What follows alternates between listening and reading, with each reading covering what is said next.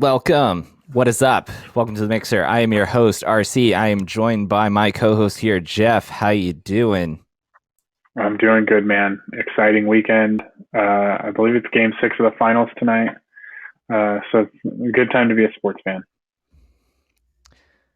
It is. It's a great time. We had an awesome Formula One race over the weekend that we'll get into. Baseball's back in the swing of things. First things first, though, do not forget to like and subscribe to us. You could do that on YouTube. It's the Mixer channel.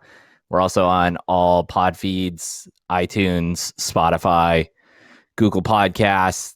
We are the Mixer pod. Whatever device you're listening to us currently, subscribe. Don't forget to rate and review.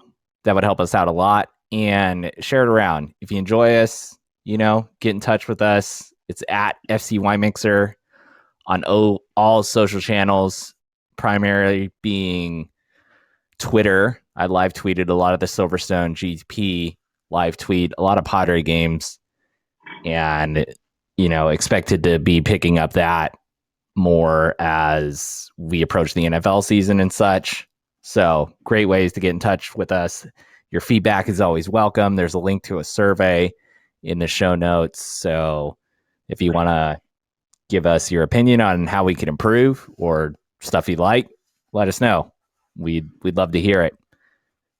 Let's get to tilts. We always start with what is tilting us lately. Jeff, my man, you first. Do you have any tilts this week? One I picked up this morning, well, maybe it started yesterday. My right calf is just tight, right? Haven't been running a whole lot, haven't been doing a whole lot, just kind of sitting at home. And I think he's just kind of tightened up the muscle. But it's just one of those getting old things, right? Like muscles just start to get tight. You got to stretch them out for no reason. Yeah. Maybe we should rename this segment just Millennials versus Time because it's creeping up on us. I ran yesterday without my compression sleeves for my calves or my knee sleeves too. I wasn't Mr. Bionic out there, but your boy's been putting in some miles. So both I have two knee things and two calf pairs, and they're both dirty. So, rather than use that as an excuse to skip and go easy, my T levels are so high, I had to get out there and paying the price a little bit today. So I feel you, man. My tilts, COVID is back a little bit. Some say it never went away, but the numbers getting a little high here. So, I mean, nothing too crazy, but PSA, just be smart out there. It's hit sports a little bit. We had the Yankees Red Sox series postponed briefly because some players who went to the All-Star game tested positive. But I believe they were back on the field the next day and fans were throwing balls at the players. So, back to normal in New York. Exactly. So that's good to hear. And my other tilt is my streaming services are crapping out at the wrong time.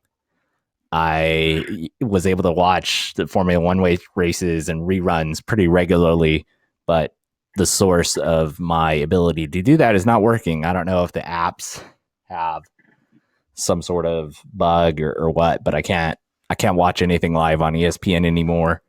And yeah, some of the other streams I've been using have not been very reliable. So bad timing. Did you not pay your ESPN Plus subscription bill or what? No, I paid that, but I think the thing is I mean the ESPN Plus thing is through Hulu, which is has a different login and my emails are wrong. So when I'm checking my fantasy team, it has one thing, but I played around with it and I couldn't get it to work. It's happened before and I've been able to get it to work. So I don't know. The right person needs to ask the right question. Hopefully it'll be fixed, because having to watch the Formula One races live, although I usually do, can be a challenge when some of those races are as early as 5 a.m. Yeah. But I mean, what can you do? We grind on for the brand. Speaking of Formula One, I mean, we got to get right into it. We had the Silverstone Grand Prix over the weekend. The British Grand Prix at Silverstone, one of the first Formula One tracks.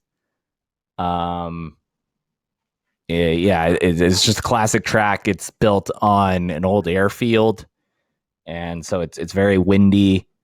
And anywho, um, we had the sprint qualifying for the first time, which was pretty rad. Hamilton kind of snuck in there, dug down deep, and got a pole on the Friday qualifying session. And then in sprint qualifying, he was passed pretty quickly by Verstappen and ended up finishing second. Fernando Alonso made a good run in that sprint qualifying. He moved up the grid. He's always been lightning quick at the start. And I was kind of kicking myself for not having mentioned Fernando Alonso in the last pod where we talked about kind of value picks as far as bets go. Because, I mean, people are acting like Fernando Alonso isn't a multiple time world champion. He was at least champion once, I know.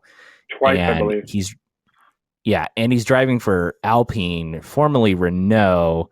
I don't know if Renault has too much involvement. I mean, they're the engine supplier, unless I'm misunderstanding. But I mean, Alpine themselves are a manufacturer. They're not like a customer car. It's not like geez, do we even have a customer car on the grid? Haas, and because now Aston Martin, Alfa Romeo, I mean, those are kind of customer cars, but they do have the manufacturer tied to the naming. So it's not like it used to be. But anyway, Alpine are legit. They're legit in endurance racing. And, they want to make their move across multiple motorsports. So anyway, Fernando Alonso has been like way down in the odds and he can sneak in there and get a win. But anywho, I mean, that's how sprint qualifying went. We had Verstappen win, Hamilton second, and was Bottas third? Bottas was third, right? He Yeah. was. Yeah. What did you think of the sprint qualifying? Did you like the format? Yeah, I mean, I thought it was awesome. It made, as I've gotten more into this, I will watch Friday practice, or at least catch the highlights. But Fridays are, Leclerc, I think, made the comment after, it was either after the race or after sprint qualifying or whatever, but he said he usually kind of like tunes out on Fridays, doesn't care a whole lot, and then, cares about Saturdays and Sundays, obviously. But this made Fridays exciting, right? You had one practice session, and you could see teams that, maybe normally figure things out as they go along. Maybe we throw AlphaTauri in there, right? Since Gasly and Tsunoda both seem to struggle. Versus teams that just kind of know what they're doing and have a package set up. I thought it was awesome. One of the more exciting qualifyings we've seen. And then the sprint race itself was awesome. It was, the front was obviously decided pretty much on the opening lap. With the way these cars, I think it kind of spills into what happened on Sunday. But with the way these cars are, whoever gets out in front is probably pulling away, or at least being able to maintain a 1.5 2-second lead. So, Max obviously won it. Lewis got a bad start. Mercedes kept the points even, because the one thing that I didn't know going into it, but found out after, is that the winner of the sprint race got 3 points. Then second got 2 and third got 1. So, Hamilton loses a point in the drivers' championship, but Mercedes was able to keep it even in the constructors. But really, I know you'll probably touch on it. You touch on Perez more than I do. But pretty bad weekend for him overall. I don't know what it was. He just hasn't looked all that great. He had that one race that he won. He's been decent in a couple other races, but he just, Danny Ricciardo seems to be figuring it out at McLaren, and Perez seems to be like hit or miss, you know. And obviously the cars are different, but you just a weekend like this you don't expect from someone like him. Yeah, it's been consistent now that the second driver in the Red Bull team has problems. I don't know what that is, but I mean, it's a revolving door with that second driver position. Pierre Gasly, in and out. Pierre Gasly's a pretty good driver. We're seeing evidence of that with AlphaTauri this year. Daniel Ricciardo had his struggles when he was Verstappen's teammate. And I mean, the list goes on. Perez now, some weeks he looks good, some weeks he doesn't look great. I don't know what that is. I mean, I think it could be one or two things. Either Max, they've built that car specifically for Max, and it's hard to get dialed in for the other guy. But Max is able to do it, or they just allocate the resources for race setup away from Perez or the number two driver, and they're just focusing on Max's setup, which is a strategy that they can do. And the ways that they can do that, just for people who may not know, is you get a limited number of laps. Well, I mean, it's not limited, but there's a finite amount of track time you can have in a weekend. So they have different drivers testing different fuel loads, different tires, and all the wing settings and stuff that go into it. And basically you can double a car setup by having a teammate testing one thing versus another. But if they're spending all that time to find optimal setup for Verstappen, then Perez isn't able to focus on making the car best for his race day, if that makes any sense. If Perez is running laps to find out, about tire wear, for instance, and not setting up, his downforce settings or brake balance or, all the different things that go into a car setup, then that car is not going to be as planted as Perez or whoever the number two driver is in those situations. Just a theory, but I mean, we've seen Perez do well in other cars, and been consistent. Something I think that kind of supports that theory a little bit is if you look at the scoring system, Perez said he probably would have finished P7 had they not pitted him that last time and had him take away the fastest lap from Lewis, right? P7 gets 6 points. Taking the fastest lap away costs the team 6 points, right? But it takes 1 point away from Lewis. And when I say cost the team 6 points, Perez didn't get a point for fastest lap because he wasn't top 10, right? So Red Bull doesn't get credit for that either. So clearly Red Bull cares more about Max winning the championship and all the points there than they do about actually winning the team championship. At least from my perspective, like they willingly just gave up 6 points, right? Like they had it in the bag as a team and said, nope, we're not taking that. We'd rather take a point away from Lewis than give ourselves these points, which to me means they support Max almost above the team. And, kind of going to your point and how they might be testing things or in practice, it kind of makes sense to me. Yeah. I wasn't aware that Perez would have been able to finish so high, but it's definitely a piece of evidence to show that they are prioritizing Verstappen well over Perez. Well, we buried the lead here. Sprint qualifying was fun, but the main event was the race on Sunday, and you didn't have to wait long for the sparks to fly. The lights dropped. Hamilton got a good start. He got a terrible start on Saturday. I mean, just really bad if you watch the replay. But I mean, sometimes that just happens. Anyway, they went into the first corner kind of side by side. I was actually yelling at the screen for Hamilton to put Verstappen off, elbows out, widen the track. But he didn't, and Verstappen got around, and they kind of were swapping back and forth for the first few corners. Hamilton was trying to set him up for a pass, trying to get a good run off a corner, and then they went into corpse.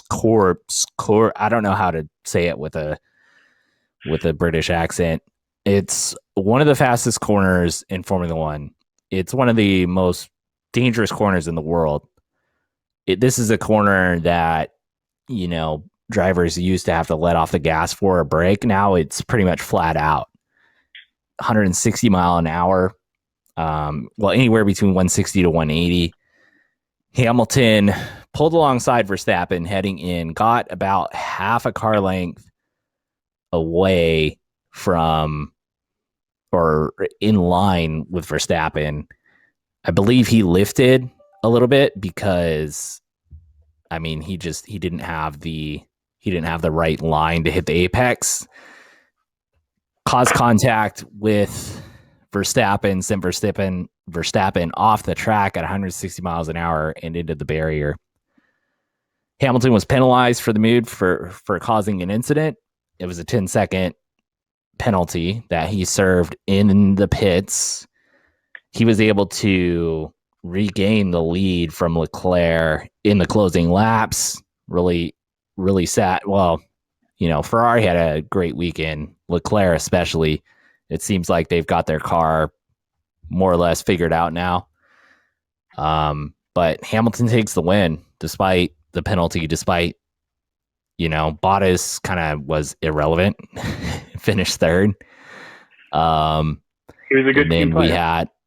And we had good days for McLaren. I think Lando finished fourth and Ricciardo finished fifth. And then I believe Sainz was sixth. And I can't remember the rest because it's all about that accident. Jeff, we've been going at each other's throats in the group chat. What's your take on this accident? I mean, I think it's pretty simple that, one comment you've made in our group chat is that you can't pass in this corner. Yet, just off of memory, I think of 3 other passes in that corner just from that day. You have Hamilton on Norris later in the race. You have Hamilton on Leclerc also later in the race. And then the other one was, Red Bull driver Perez goes down the inside on Kimi Räikkönen as well, about 20 laps after Lewis did it to Max.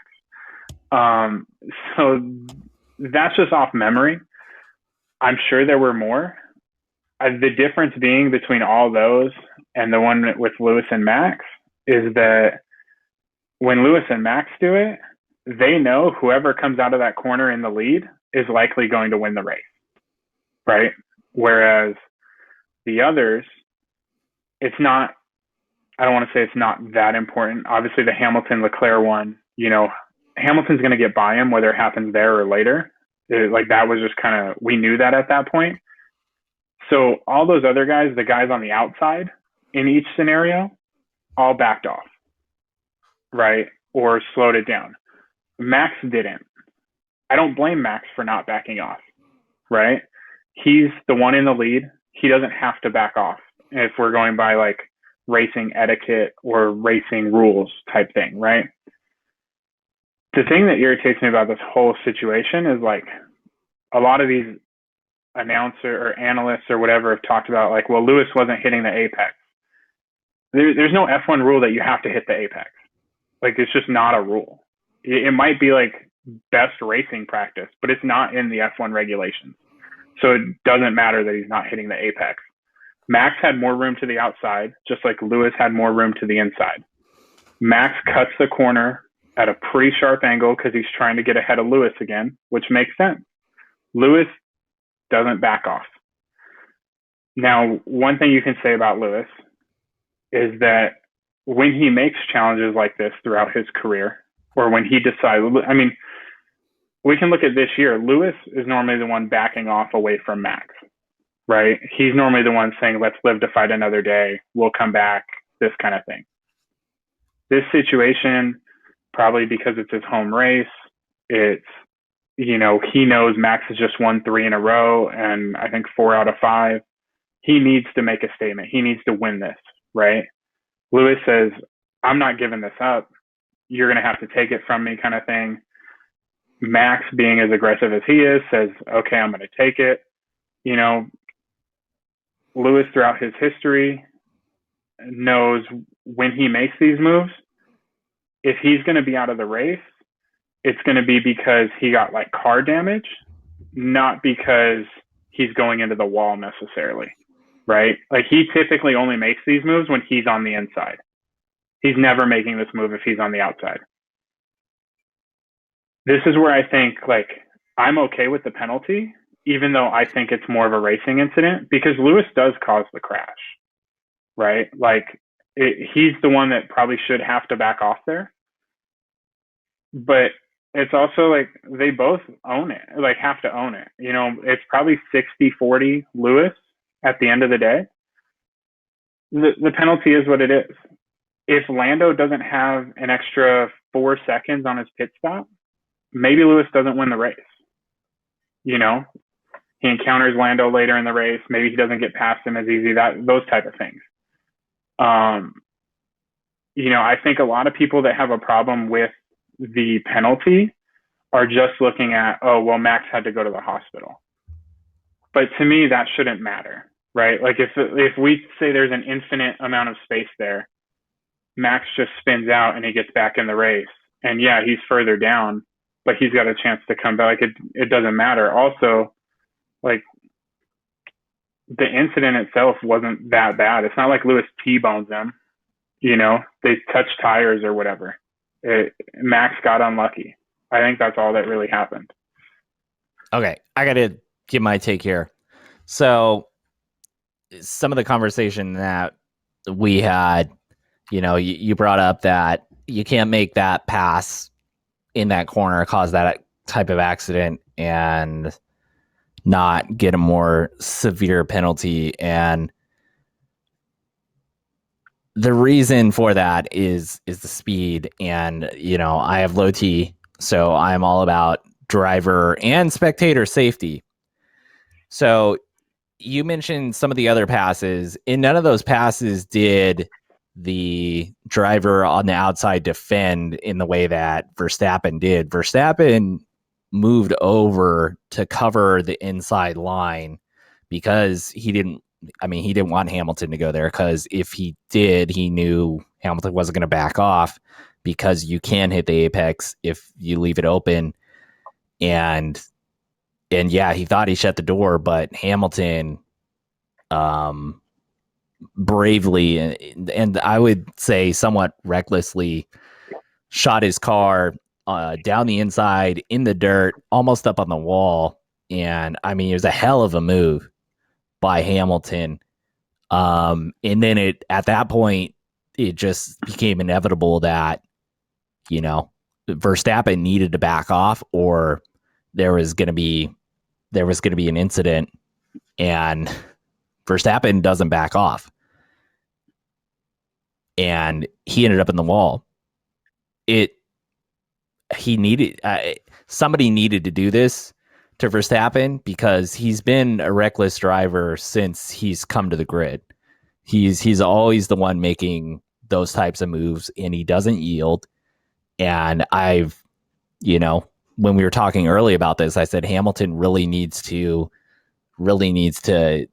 plant his feet and do something and send some sort of signal to Verstappen or Red Bull that, he's not just going to be pushed around. He's not going to let Red Bull and Verstappen come and take this championship from him without a fight. And it was a move that Hamilton needed to do it for the sake of the championship. However, I'm going to sound like I'm talking out both sides of my mouth. However, it's very dangerous. If you watch the fan footage, I shared it on our Wine Mixer channel on Twitter. You know what? Screw it. I'll throw it on all socials and just disregard the podcast audio that I may have or may not have been listening to when I screenshot it. Just ignore that. You get an appreciation for how fast these cars are going. And Verstappen missed the safer barrier.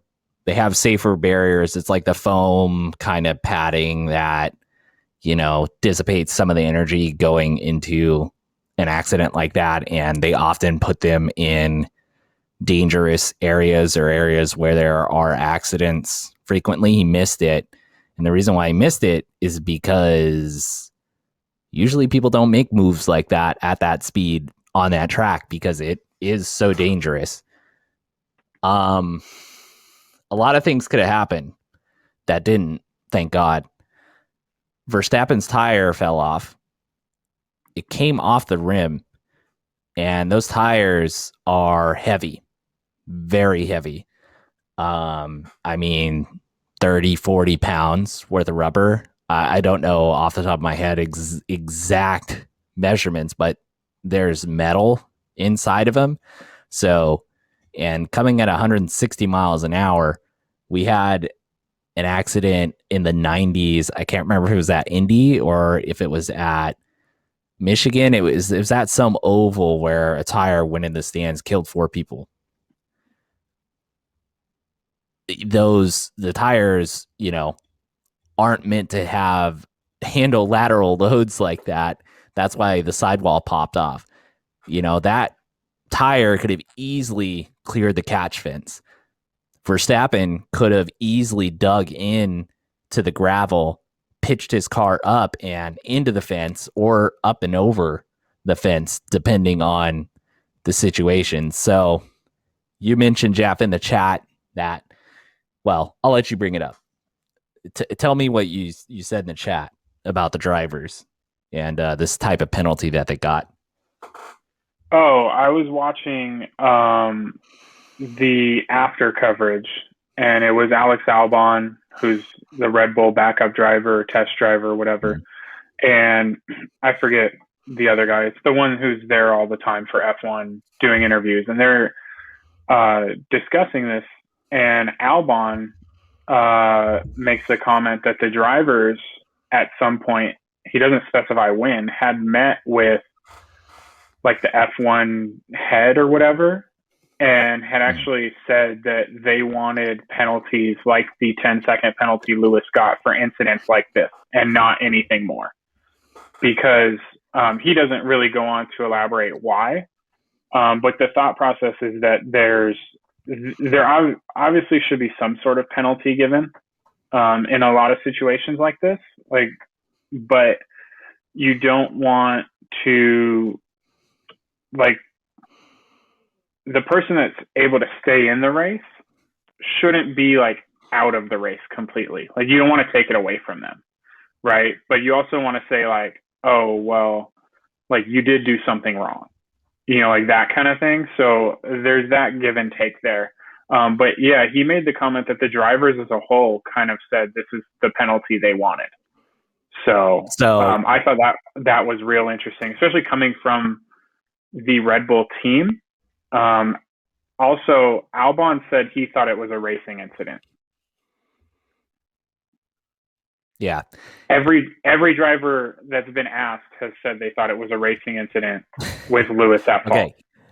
Here's my issue with racing an incident. It happened during a race. You can say anything is a racing incident. It's just like a handball in soccer when you say his hand's in an unnatural position. It's like, well, was it attached to his fucking hand, to his arm? Because it's pretty freaking natural. You can use that for anything. I mean, unless there's deliberate causing an accident, which has happened, but usually it's at much slower speeds. I mean, my issue again is just a super dangerous move and he caused the accident.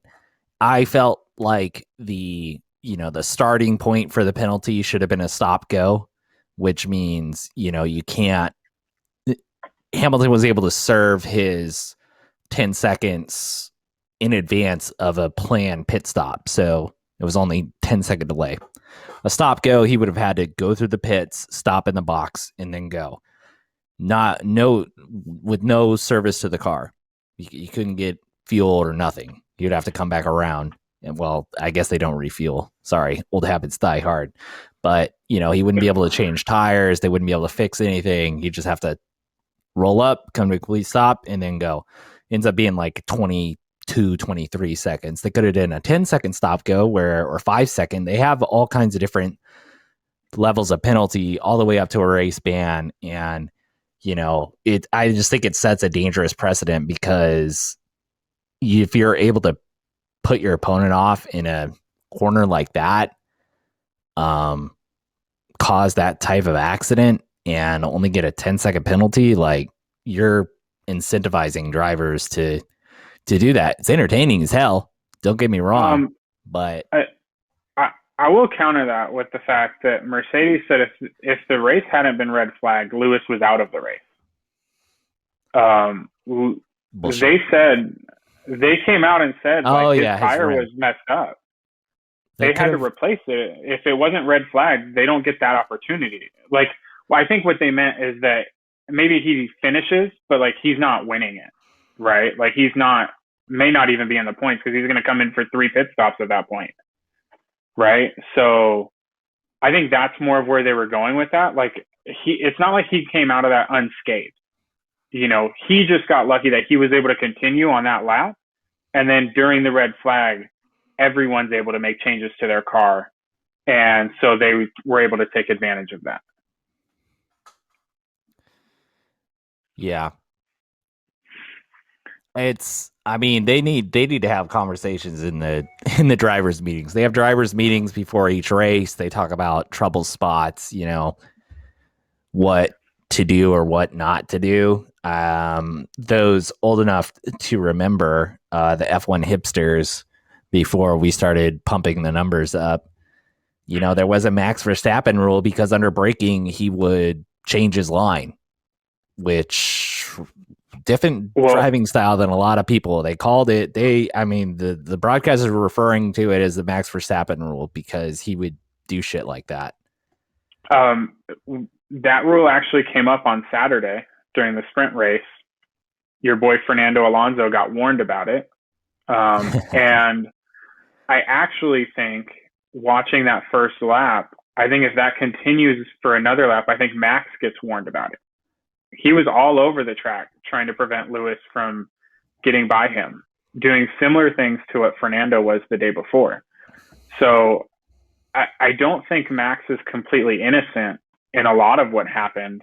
Like you said, when I brought up the other passes that happened at a turn, nobody else took that turn as aggressively from the outside, right?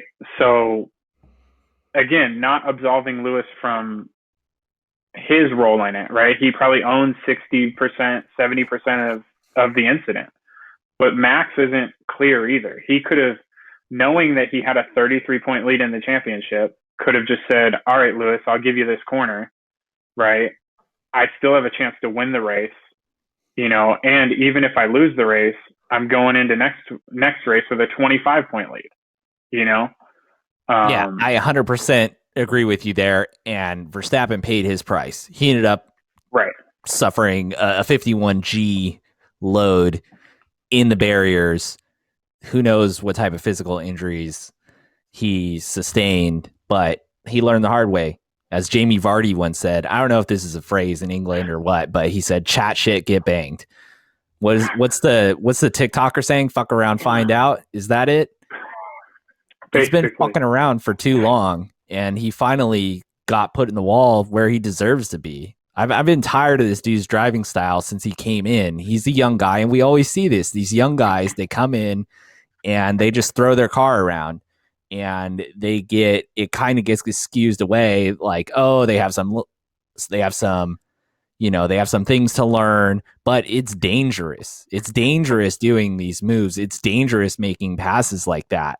We just came up on the anniversary of Jules Bianchi dying. Jules Bianchi suffered an injury because the team was forcing him to drive too fast on a wet track, and he slid off while a tractor was out on the track doing repairs. This is why there are more red flags now, is because of that. So these drivers are taking for granted the safety of these cars. And, this is a reminder that this is a dangerous sport. I've said it before in our group chat. This is the most dangerous sport in the world. And, thank God that Verstappen's okay. But, I mean, this is why I wasn't sympathetic to Roman Grosjean when he had his fiery crash. He made a stupid move. He cut across the track without knowing it was clear and ended up in the barrier and almost died. These guys, the pressure's on them, obviously, to perform. They have manufacturers, billions and billions of dollars of industry invested in this sport.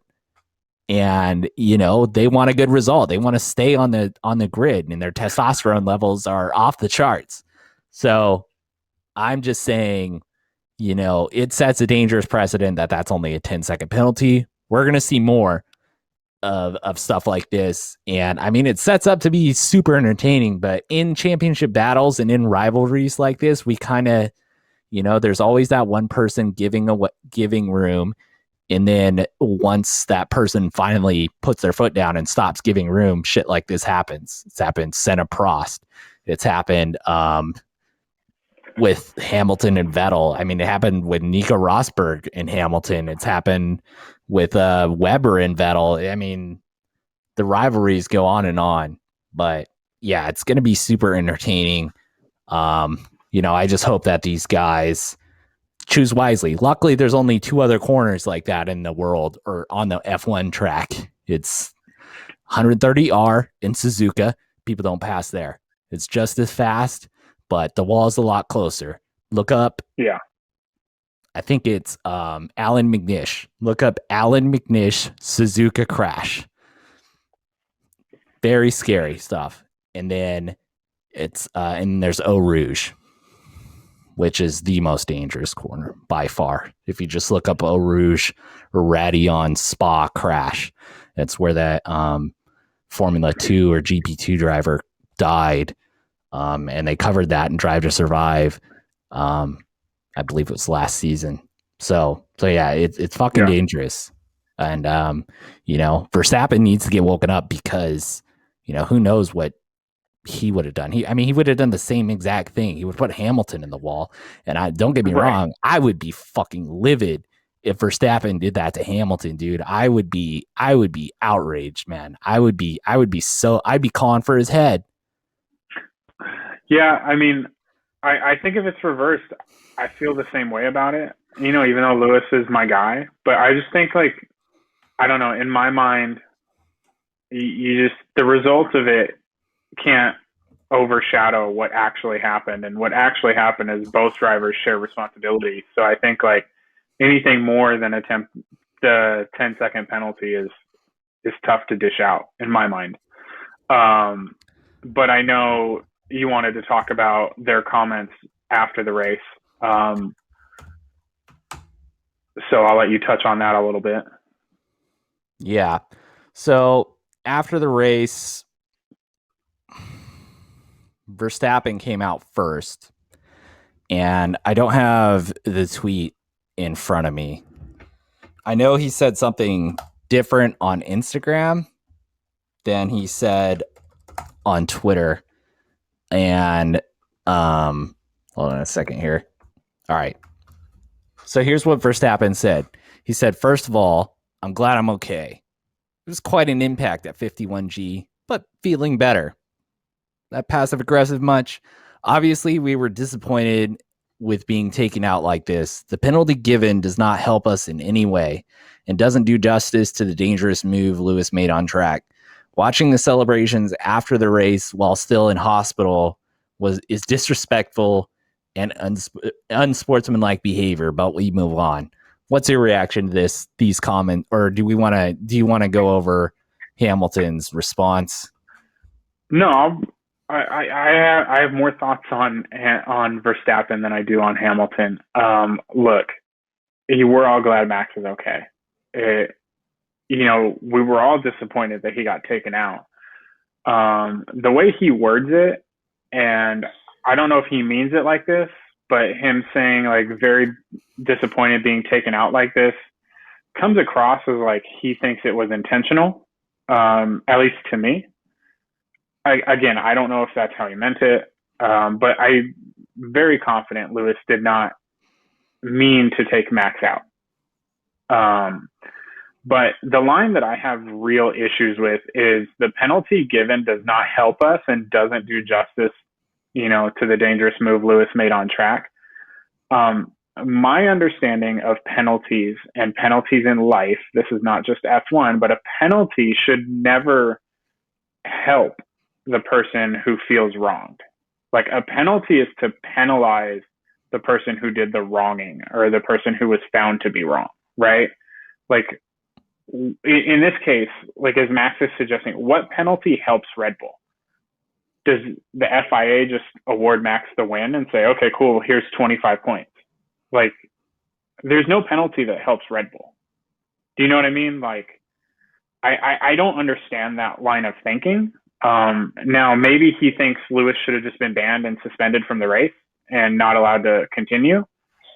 If that's what he's thinking, like he's just wrong. But like I get it. Like he was the one who was in the accident. But like, Max, you've done this to other people. Like, that's just really my thought. Is like I don't know what he wants out of this. Like Lewis was penalized. If it weren't for some other things happening in the race, like the Lando having the extra time, maybe Lewis doesn't even get back up into third, because he's going to have to fight him later, right? So, I don't know what you really want if you're Max Verstappen out of this, and that's the frustrating part. I know I also mentioned that in our group chat that it's kind of disappointing that no one at Red Bull really takes any kind of ownership of this. Like Max drives crazy all the time. Every race we see it, and one time it bites him in the ass and no one there wants to take any kind of responsibility. It's kind of baffling to me. Yeah, publicly, at least. They got to support their driver. Right. I mean, there was incidents, people have brought up, I think Albon got some sort of penalty last season for making a similar move or causing similar contact at Silverstone last year. And Christian Horner was on record saying, I thought it was a racing incident. It's the first lap. Let these drivers drive. So, they have to support their driver. However, hopefully behind the scenes, they should be saying, hey, Max, like maybe don't defend so harshly and almost take yourself out of the season for 5 extra points or whatever when you have a 33-point lead, bro. Hopefully they're doing that behind the scenes. I don't know. Max Verstappen doesn't seem to listen to reason, as evidenced by this Instagram post. I do not like the passive aggressive open. Just like you, I do not like the wording where he says the penalty does not give us help. I mean, I'm fine with him saying that the penalty doesn't do justice to the dangerous move that Lewis made on track. I can agree with that. And then as far as, the celebrations and such and how that's disrespectful and unsportsmanlike, I mean, it's just petty. Yeah. I think there was, Verstappen celebrating when some other driver, when Grosjean went to the hospital, right, at Bahrain. Albeit it wasn't something he was in. That wasn't an accident he was involved in, so it's not a direct comparison. But it happens all the time. I mean, fucking Senna died at Imola in '94, and Schumacher celebrated winning. And I mean, Schumacher talked, he almost quit Formula One because of the criticism he got for celebrating that win when Senna died. And he didn't even know Senna died at the time, I believe. Right. So in Lewis's defense, from what I've heard, he didn't know Max was in the hospital. He yeah. had asked multiple times, "How's Max doing?" and was just told he's okay or whatever. Right? He had no clue where Max was. So why would he not? You know? Mm-hmm. Yeah. Catch me outside. How about that, Verstappen, with that shit? Hamilton's response was today is a reminder of the dangers we face in a sport or in this sport, and we should never take lightly the risks. I send my best wishes to Max, who is an incredible competitor, and I'm glad to hear he's okay. I will always race hard, but always fairly. He then goes on to thank his team. But, a classy response, in my opinion, by Hamilton. He acknowledges that it's dangerous. I mean, even, I see even where you can read into that, he's maybe even acknowledging his mistake, but not directly saying it. He says he sends his best wishes to Max, who's an incredible competitor. And I could read into that he's acknowledging that maybe Max was a little bit emotional when he made his post and, kind of softening his words. But he firmly says, I will always race hard, but always fairly. Again, chat shit, get banged. So, yeah. Hamilton, of course, somewhat predictably and unfortunately, suffered some racist replies to his social media posts, and Red Bull's spoken out against those comments. It's it's unfortunate that the conversation has to go down that channel. But Lewis just has challenges that other drivers don't because he's a black athlete in a predominantly white sport. Lewis has done a lot of work. He has some charity organization that he's running to, promote more black. I don't know exactly what it is, but I don't know if it's to get more black people involved in careers in Formula One or if it's just in general. But he's been a champion for that, and he's always the one with the diversity and inclusion stuff. He's right at the front of the grid when they take the knee for equality and awareness and all that. So I hope that none of that stuff gets to Lewis. I hope that the outcry after this accident doesn't get to him. Although I think it's a dangerous move and he should have gotten a more severe penalty. I feel like he absolutely needed to do it because somebody had to show Max what's up. So, those are our thoughts on the incident. We kind of already went over the result. Unfortunately, Leclerc could not get it done. Although the Ferraris look good. Ricardo looked good. Jeff, do you have any other takeaways from this race? George Russell still didn't get a point. I think George has finished in the top 12, like 3 out of the last 5 races or 4 out of the last 5. He's gone to Q3, I think 2 or 3 times in a row now. I think George is going to get one soon, which will be good. Get the monkey off his back of getting a point in a non-Mercedes race car, even though Williams is part Mercedes. Other than that, it's good to see Danny Rick figuring it out. You see the 2 McLarens side by side. Sainz is doing his best to keep up with Leclerc. I think he had a bad pit stop today too, which might have cost him that 6th spot, if I remember correctly. But it's really shaping up to we have 2 really good races going on. We have Red Bull versus Mercedes, and we have Ferrari versus McLaren, and it's been a lot of fun so far.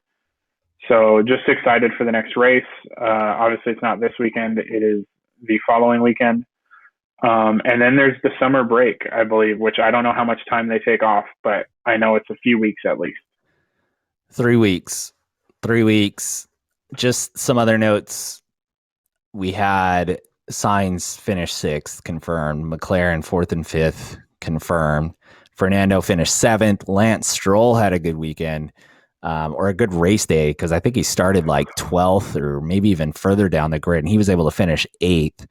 Sebastian Vettel spun on early in the race, and they had to retire the car. Esteban Ocon finished ninth, kind of quietly. He's been quiet this season. And then we had Yuki Tsunoda beat out his teammate Pierre Gasly. Tsunoda has also kind of settled down and is getting the hang of the AlphaTauri. So really interested to see what he can do in the second half of the season. And then, I mean, Sergio Perez all the way down in 16th, man. Really rough. I know he did that pit stop, but I mean, he's got to get together. So as you alluded to, we have the Hungarian Grand Prix next weekend, not this weekend. It is an outdoors version of Monaco, if that makes any sense. It's tight and twisty. This race is either really boring or really good. We usually get some rain at this track, but I'm not going to get my hopes up. And the way the track is set up is it really makes for an exciting first few laps. You have a run down to a really sharp corner, and then there's some interesting lines that you can take, because if you're on the outside going into turn one, you can kind of get the inside on turn three, and then it's a drag race down to turn 4 and 5 where the majority of the passing is. So with the state of the championship right now in the battle between